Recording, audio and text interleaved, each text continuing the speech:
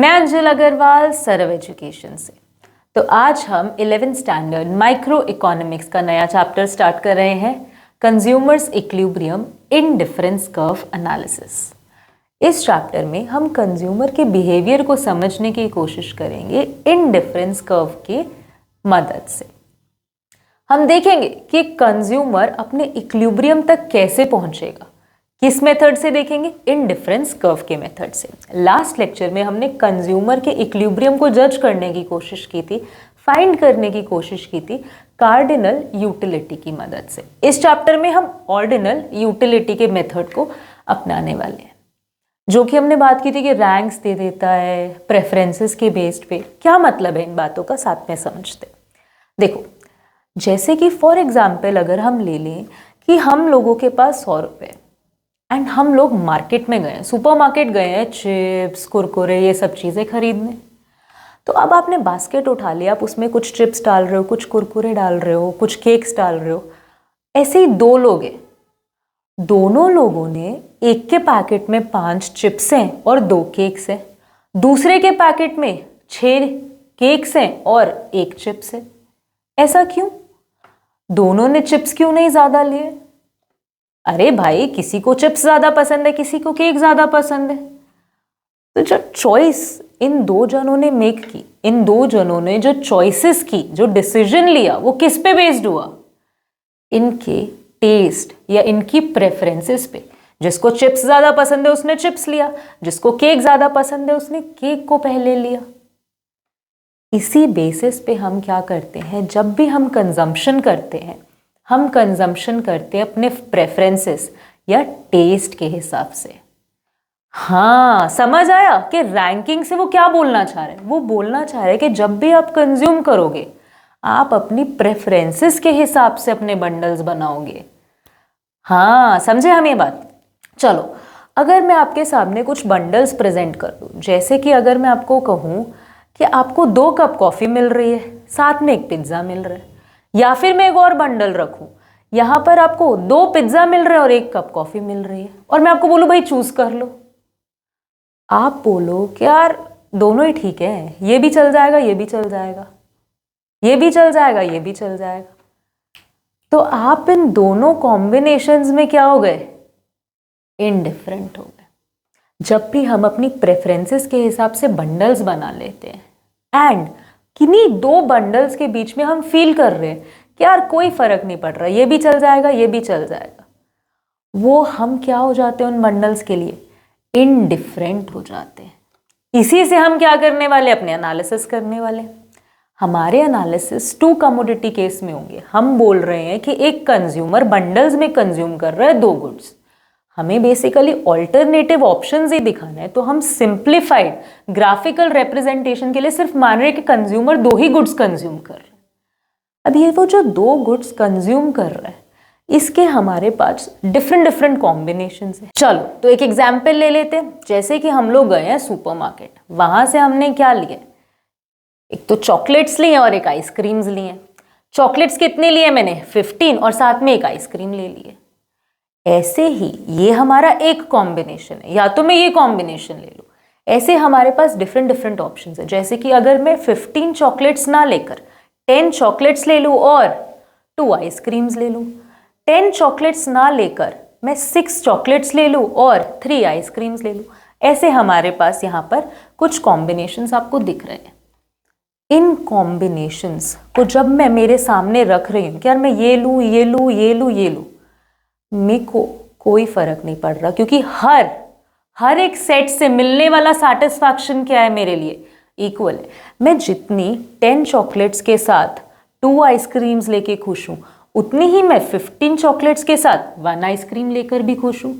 क्योंकि अगर मेरी चॉकलेट से मिलने वाली सैटिस्फैक्शन कम भी होगी तो वो मेरी आइसक्रीम कवर अप कर देगी ना। आइसक्रीम भी तो बढ़ रही है, वो भी तो अब ज्यादा ही सैटिस्फैक्शन देने वाली है। तो हम बेसिक बात समझ रहे हैं कि ये जितने भी बंडल्स आपको दिख रहे हैं, इन सब से सैटिस्फैक्शन क्या मिल रहा है मुझे? सेम। यानी कि मैं बोल रही हूँ कि यार मुझे चाहे ए बंडल दे दो, चाहे बी दे दो, चाहे सी दे दो, चाहे डी दे दो, I am okay with everything. हाँ, तो ये मेरा क्या हुआ? इन चीजों को लेके मैं क्या हो गई? इनडिफरेंट हो गई। यानी कि भाई फर्क ही नहीं पड़ रहा, सेम ही है मेरे लिए सेटिस्फैक्शन सबसे। हाँ, तो ये मेरा क्या हो गया, इनडिफरेंस सेट हो गया है। कुछ कॉम्बिनेशंस हो गए हैं मेरे पास जिनमें से मुझे सेम लेवल ऑफ सेटिस्फैक्शन मिल रहा है। अगर इन्हीं पॉइंट्स को मैं ग्राफिकल रिप्रेजेंटेशन में डाल दूं तो वो मेरा क्या बन जाएगा, इनडिफरेंस कर्व बन जाएगा। ये देखो, ये जो हमारे पॉइंट्स थे हमने इनको क्या किया, इस ग्राफ में रिप्रेजेंट कर दिया। ये ग्राफ हमारा हर पॉइंट को रिप्रेजेंट कर रहा है और ये किस शेप में बना है, कन्वेक्स शेप में बना है। इनके रीजंस के बारे में, इस ग्राफ को हम और क्या क्या समझ रहे हैं इससे, उन सब के बारे में भी बात करेंगे। बट फिलहाल के लिए हमने क्या समझा कि जो हमारा इनडिफरेंस कर्व के लिए जो सेट बना था, जिन कॉम्बिनेशंस के लिए मैं इनडिफरेंट थी, उसको अगर मैं ग्राफिकली रिप्रेजेंट कर देती हूँ तो वो मेरा क्या बन जाता है, indifference curve. Basically indifference curve से हमें क्या समझ आ रहा है कि जितने भी पॉइंट्स इस कर्व पे आपको दिखेंगे, इस लाइन पर जितने भी पॉइंट्स हैं, उन सब से मुझे सेटिस्फैक्शन सेम लेवल का मिल रहा है। मुझे फर्क ही नहीं पड़ रहा, I am indifferent for all these combinations, जो भी कॉम्बिनेशन इस लाइन पर लाई करने वाले हैं। इतनी बात हम समझ गए।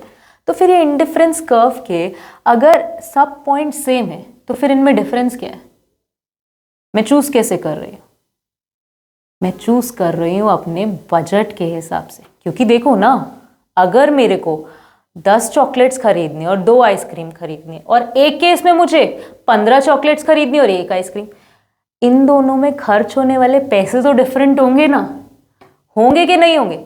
तो बेसिकली ये जो पॉइंट्स है ये डिफर किस बेसिस पे कर रहे हैं, ये अलग अलग क्यों प्लॉटेड है। ये सब जब हम क्या ऐसे भी तो बोल सकते हैं ना कि यार सेम सेटिस्फैक्शन दे रहे तो एक ही जगह प्लॉट कर दो ना। बेसिकली डिफरेंशिएटेड है एक्सपेंडिचर के बेसिस पे कि इनको कंज्यूम करने के लिए खर्चा कितना आने वाला है। हर पॉइंट को कंज्यूम करने के लिए एक डिफरेंट एक्सपेंडिचर है, डिफरेंट कॉस्ट है जो हमें देनी पड़ेगी। बजट के कॉन्टेक्स्ट में हम कौन सा कॉम्बिनेशन कंज्यूम करेंगे उसकी हम अगले लेक्चर्स में बात करेंगे। पर सबसे पहले एक बेसिक आइडिया मिल गया कि हमारा आईसी क्या शो करता है, ऐसे पॉइंट्स शो करता है जिनसे हमें सेम लेवल ऑफ सेटिस्फैक्शन मिल रही है और जिनको कंज्यूम करने के लिए हमें डिफरेंट अमाउंट्स पे करनी पड़ सकती हैं। इतना हम समझ गए। नेक्स्ट हम बात करते हैं कि ये आईसी में जो कंज्यूमर है, जो चीज़ों को कंज्यूम कर रहा है, उसके और क्या क्या नेचर होते हैं। देखो, एक तो बहुत कॉमन नेचर, यार जितनी मुझे ज़्यादा चीज़ मिलेगी मैं उतना ज़्यादा खुश हो जाऊँगा। जैसे कि अगर हम बात करें कि अगर मैं आपको कहूँ कि यार आपको 1 चॉकलेट दूँ या 2 चॉकलेट दूँ, आपके पास खुली छूट है, आप मुझसे 1 भी मांग सकते हो, 2 भी मांग सकते हो, तो आप ऑब्वियसली बोलोगे ना कि यार मुझे 2 चॉकलेट्स दे दो। यहाँ पर बात वही हो रही है। बोलते हैं कि कंज्यूमर जो है ना वो मोनोटोनिक प्रेफरेंस का होता है, यानी कि जब भी उसको कोई चीज़ ज़्यादा मिल रही होती है ना तो वो ज़्यादा खुश हो जाता है। हाँ, यहाँ पर क्या मिल रहा था, चॉकलेट्स और आइसक्रीम मिल रही थी ना। अब हमने जो आईसी ड्रॉ किया था, अगर मैं कहूँ कि आपको 15 चॉकलेट्स मिल रही थी तब आपको 1 आइसक्रीम मिल रही थी। अगर मैं आपको कहूँ कि आपको चॉकलेट्स भी कितनी मिलेंगी, 15 मिलेंगी, और साथ में आइसक्रीम्स भी कितनी मिलेंगी, 4 मिलेंगी, तो आप ऑब्वियसली खुश हो जाओगे।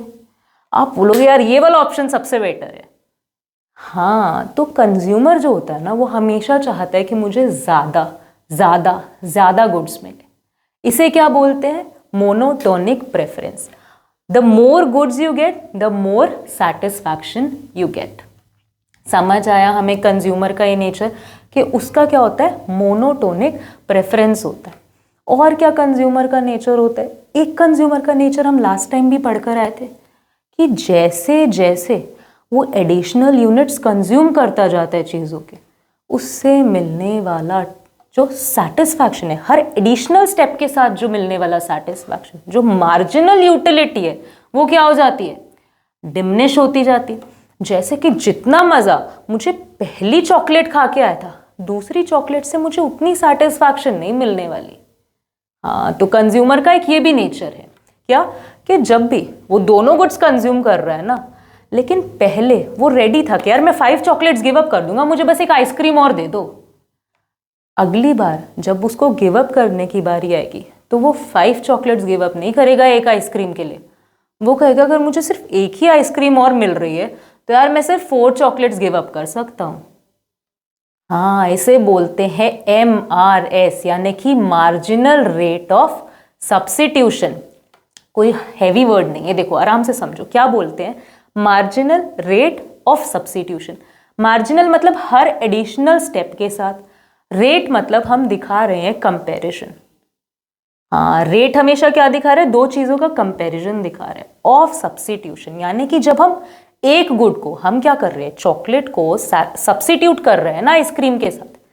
कॉमन सेंस देखो, अगर आपके पास 100 रुपए और आप उसमें एक गुड खरीद रहे हो, अब आप कह रहे हो कि मुझे दूसरी गुड ज्यादा चाहिए, तो आपको ऑब्वियसली एक गुड्स के यूनिट्स कम करने पड़ेंगे कि नहीं पड़ेंगे, तभी आप दूसरी गुड ज्यादा परचेज कर पाओगे ना। तो यही बात हो रही है। मार्जिनल रेट ऑफ सब्स्टिट्यूशन क्या कह रहा है कि जब आप गिव अप कर रहे हो हर एडिशनल स्टेप के साथ, आप कम गिव अप करना चाहते हो पहले से। क्यों? क्योंकि जो नई चीज आप गेन कर रहे हो, यहां पर हम क्या गेन करें, हम हर उसके साथ चॉकलेट को गिव अप करें, आइसक्रीम को गेन करें। आप हर एडिशनल आइसक्रीम के गेन के साथ आपको मिलने वाला सेटिस्फैक्शन उससे क्या है, रिड्यूस हो रहा है। इसीलिए आप चॉकलेट को सैक्रिफाइस भी कम करना चाहते हो। हाँ, इसे क्या बोलते हैं, मार्जिनल रेट ऑफ सब्स्टिट्यूशन। तो हमारा मार्जिनल रेट ऑफ सब्स्टिट्यूशन क्या करेगा, डिक्लाइन करेगा, गिरेगा, क्योंकि हम विलिंग ही नहीं होंगे एक चीज को छोड़ने के। हम कहेंगे यार चॉकलेट चाहिए यार, अब चॉकलेट सारी थोड़ी छोड़ दूं आइसक्रीम के लिए। हाँ, तो ये क्या है, मार्जिनल रेट ऑफ सब्स्टिट्यूशन। बिल्कुल समझ आ गया। यही जो मार्जिनल रेट ऑफ सब्स्टिट्यूशन है, यही रीजन है कि जो हमारा ICA किस शेप में बनता है, कन्वेक्स शेप में बनता है। देखो हमें हमारे ग्राफ्स पे डॉटेड लाइंस दिख रही हैं, हम कंपेयर कर सकते हैं। पहले हम कितना लूज कर रहे थे, हमने 5 यूनिट्स लूज की, कितना गेन करने के लिए, 1 यूनिट। फिर हमने कितना सैक्रिफाइस किया, 4 यूनिट सैक्रिफाइस की, कितना गेन करने के लिए, 1। फिर हमने कितना सैक्रिफाइस किया, 3 यूनिट सैक्रिफाइस की, कितना गेन करने के लिए, 1। हर एडिशनल कंजम्पशन के साथ हम जो सैक्रिफाइस कर रहे हैं वो रिड्यूस हो रहा है कि नहीं हो रहा। पहले 5 किया सैक्रिफाइस, फिर 4 किया, फिर 3 किया। हाँ, तो हमारा marginal rate of substitution decline होता है। इसी वजह से हमारा IC किस शेप का हो गया, कन्वेक्स शेप का हो गया। तो इतनी बात हमें बिल्कुल समझ आ गई है।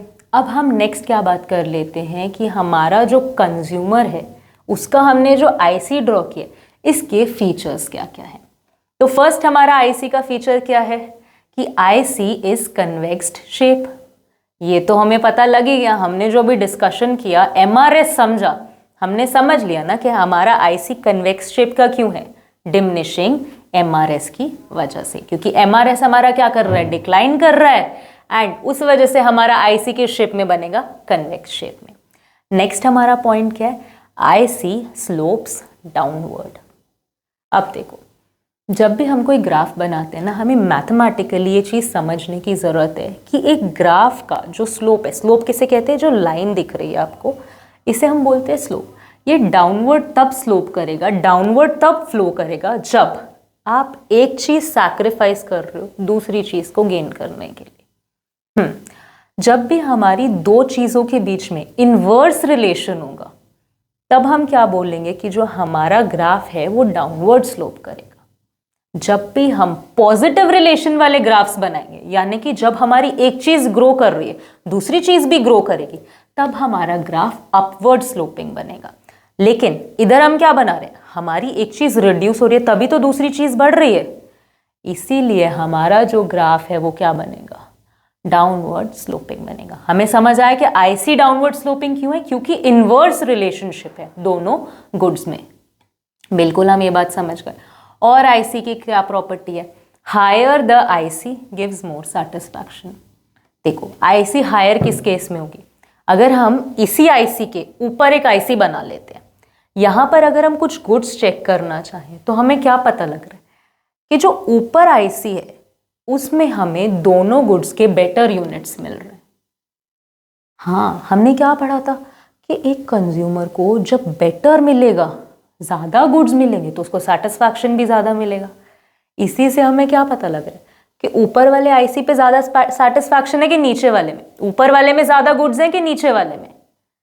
हाँ, तो जहाँ पर हमें हमारे गुड्स के यूनिट ज़्यादा है, सेटिस्फैक्शन वही ज़्यादा है, तो हायर IC में यूनिट्स ऑफ गुड्स क्या होने वाले, ज़्यादा होने वाले, इसीलिए कह देते हैं कि higher the IC gives more satisfaction. बिल्कुल समझ आ गया हमें। अच्छा, और हमारा जब हम फीचर्स या प्रॉपर्टीज़ पढ़ते हैं ना आईसी की, हमारे पास एक चीज़ आती है कि अगर हम दो आईसीज को एक साथ ड्रॉ कर रहे हैं, हमारी आईसीज आपस में इंटरसेक्ट नहीं कर सकती। इंटरसेक्ट का मतलब है कि एक आईसी और दूसरी आईसी आपस में कट नहीं करेंगी कहीं पर। इसका क्या रीज़न है? सिंपल है, हमने क्या बात की थी कि आईसी पे जितने भी पॉइंट्स थे सब पे मिलने वाला सैटिस्फैक्शन सेम है। तो यानी कि अगर मैं इन दोनों आईसीज पे कुछ पॉइंट्स प्लॉट कर दूं, से मेरा जो ए आईसी है इस पे ए, बी और सी पॉइंट है, और जो मेरा बी आईसी है उस पे कौन कौन से पॉइंट है, पी, बी, क्यू। अब ये जो बी है इंटरसेक्शन का पॉइंट है, राइट। अब मैं यहाँ से क्या समझ रही हूँ, इसको एनालाइज करते हैं। चलो देखो, ए, बी और सी इन तीनों से मिलने वाला सैटिस्फैक्शन इक्वल है, पी, बी, क्यू इन तीनों से भी मिलने वाला सैटिस्फैक्शन इक्वल है। तो यानी कि ए से, पी से, बी से, सी से, क्यू से, सभी से मिलने वाला सैटिस्फैक्शन इक्वल है। लेकिन ऐसा तो पॉसिबल ही नहीं है, क्योंकि जो बी है वो कुछ लेवल पे हमारे ए आईसी से क्या है, हायर लाई कर रहा है। तो ये क्या हो गया, फॉल्स हो गया। इसीलिए हम बोलते हैं कि हमारा कोई भी आईसी कभी इंटरसेक्ट नहीं कर सकता, क्योंकि जो इंटरसेक्शन होगा वो क्या शो करेगा, वो ऐसा सैटिस्फैक्शन शो करेगा जो दो आईसीज का कॉमन है, और वो तो पॉसिबल ही नहीं है। सिंपली हम इस बात को समझ चुके हैं कि हमारे आईसीज इंटरसेक्ट क्यों नहीं कर सकते। क्लियर हो गया हमें। एक और छोटा सा टॉपिक करते हैं इनडिफरेंस मैप का। इनडिफरेंस मैप कुछ नहीं होता, कोई हार्ड एंड फास्ट रूल नहीं है। जब आप एक ही ग्राफ पे एक से ज्यादा आईसीज ड्रॉ कर देते हो साथ में, उसे हम बोल देते हैं इनडिफरेंस मैप। इसे क्या बोला जाता है, इसे आप कैसे डिफाइन करती है हमारी book, indifference map is families of indifference curve. यानी कि इनडिफरेंस कर्व की फैमिली, यानी कि फैमिली में ज्यादा मेंबर्स होंगे ना एक से, तो हाँ इनडिफरेंस मैप क्या है, इनडिफरेंस कर्व की फैमिली है। जब हम ज्यादा आईसीज एक ही ग्राफ पर ड्रॉ कर देते हैं उसे क्या बोलते हैं, इनडिफरेंस मैप। बिल्कुल हमें समझ आ गया कि इनडिफरेंस कर्व क्या होता है और इसकी प्रॉपर्टीज क्या होती हैं, एमआरएस क्या होता है, मोनोटोनिक प्रेफरेंस कैसे होती है, एक कंज्यूमर बिहेव कैसे करता है।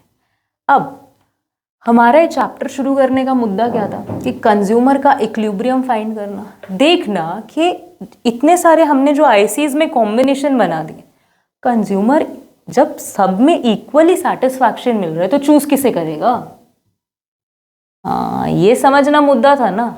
तो इसको समझने के लिए, यानी कि वो जो पॉइंट है वो इक्विलिब्रियम पॉइंट है, उस तक कंज्यूमर कैसे पहुंचेगा, हमें समझना पड़ेगा बजट को। बजट के बारे में हम नेक्स्ट लेक्चर में बात करेंगे एंड समझेंगे कि कंज्यूमर अपनी चॉइसेस कैसे करेगा। मिलते हैं नेक्स्ट लेक्चर में। कोई भी डाउट्स हो, कोई भी क्वेरीज हो तो आप कमेंट सेक्शन में ड्रॉप कर सकते हैं, वरना डिस्क्रिप्शन में दिए गए चैनल्स पे हमसे कॉन्टैक्ट कर सकते हैं। मिलते हैं नेक्स्ट लेक्चर में। Have a good day, keep learning.